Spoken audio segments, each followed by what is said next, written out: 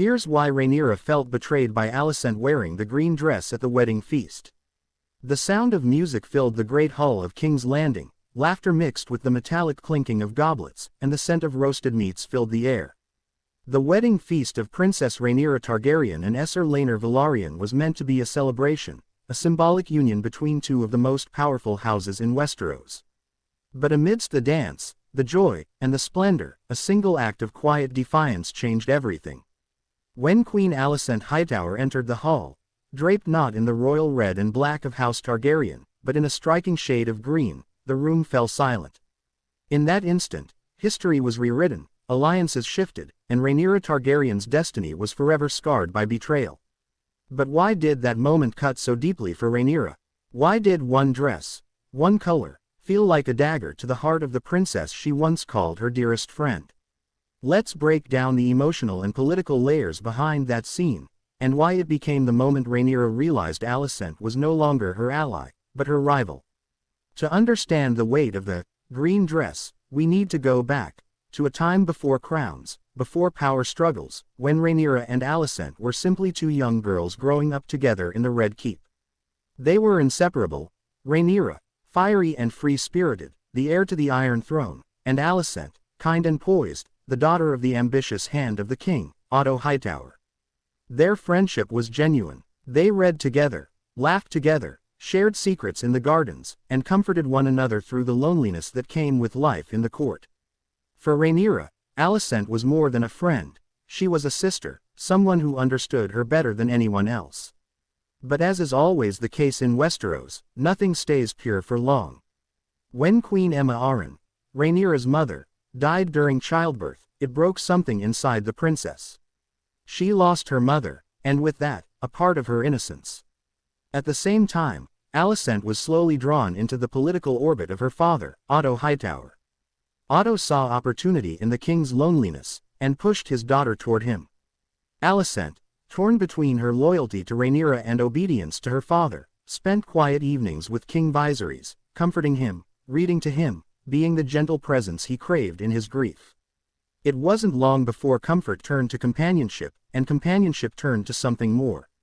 When the announcement came that King Viserys would marry again, and that his new bride would be none other than Alicent Hightower, Rhaenyra's world shattered. For her, it wasn't just a political move. It was personal, deeply personal. Her best friend had become her stepmother. In Rhaenyra's eyes, Alicent's marriage to her father wasn't just betrayal, it was a replacement. The woman who once shared her secrets now sat beside the Iron Throne as queen. And though Alicent may have seen it as duty, Rhaenyra saw it as treason of the heart. The once warm bond between them turned cold, their laughter replaced by polite silence and quiet resentment. But still, there remained a fragile thread between them, a sense that perhaps their friendship could heal, that maybe, just maybe, time could make things right. Then came the wedding feast. The marriage between Rhaenyra and Rhaenyra Velaryon was meant to strengthen the Targaryen line, a political match designed to secure her position as heir. But whispers filled the halls of the Red Keep.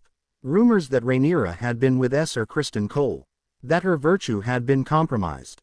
And behind those whispers was Alicent.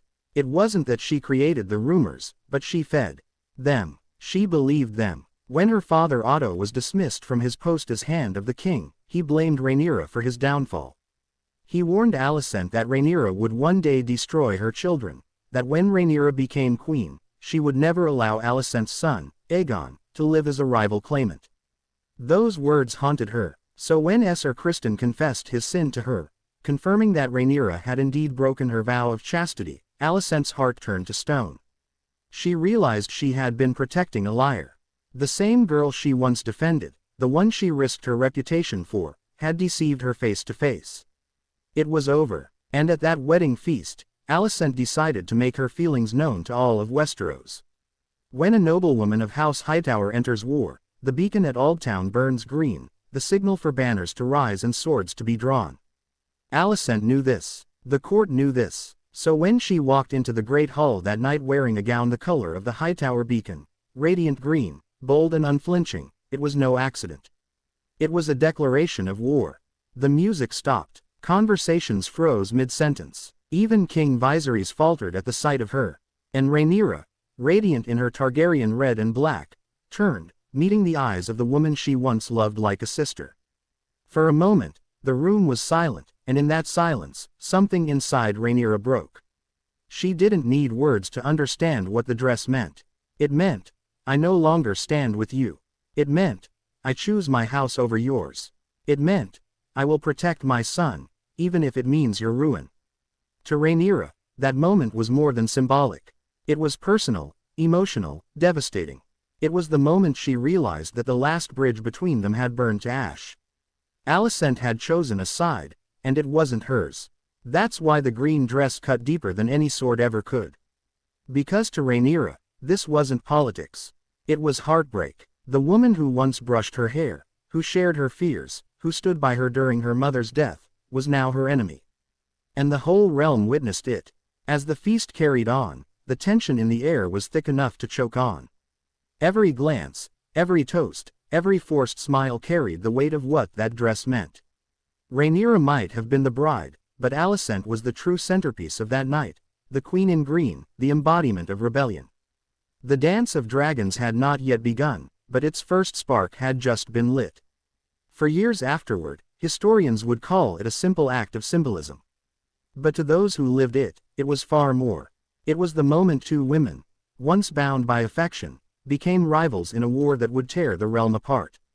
Let's not forget, both Rhaenyra and Alicent were victims of circumstance as much as they were players of the game. They were both forced into positions of power by men. Rhaenyra, by her father's insistence that she be heir despite a world that would never accept a woman on the throne. Alicent, by her father's manipulation, forcing her to marry a man twice her age for the sake of House Hightower's ambitions. So when they finally clashed, it wasn't just their feud. It was the explosion of years of pressure, fear, and expectation. But what made the betrayal sting even more for Rhaenyra was how public it was. Alicent didn't confront her in private.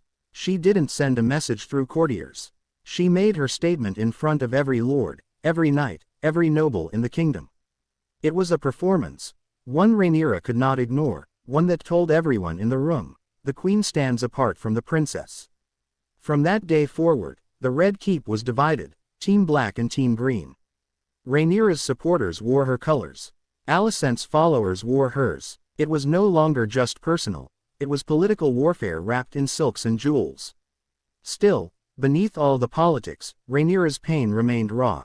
This wasn't just about who would sit on the Iron Throne. It was about the loss of the one person who once made the Red Keep feel like home. Every time Rhaenyra looked at Alicent after that night, she didn't just see a rival queen, she saw a memory of what they used to be. Two girls who once dreamed of freedom, now trapped by crowns and duty, staring across a chasm neither could cross again. That's the true tragedy of the green dress. It wasn't just the spark that ignited the dance of the dragons, it was the moment friendship died and mistrust was born. And in a world as cruel and political as Westeros, that kind of heartbreak can be just as deadly as fire.